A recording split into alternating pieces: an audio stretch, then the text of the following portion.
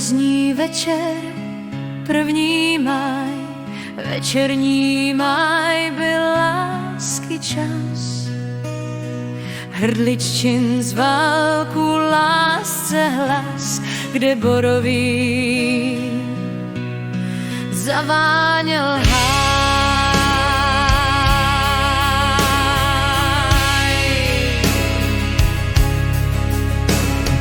O lásce šeptal tichý mech, květoucí strom lhal lásky žel. Svou lásku slaví k růži pěl, růžinu jevil vonný dech.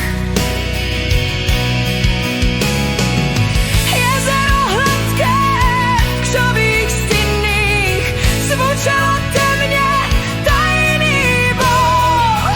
Břeh je objímal kol a kol a slunce jasná světu jiný.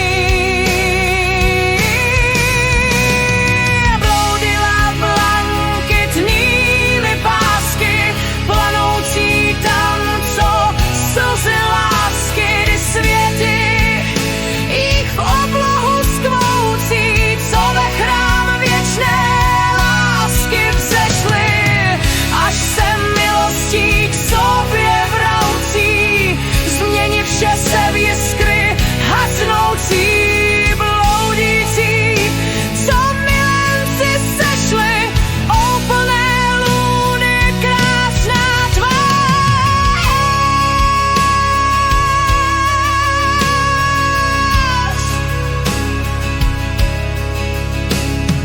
Tak bledě jasná, jasně bledá, jak milence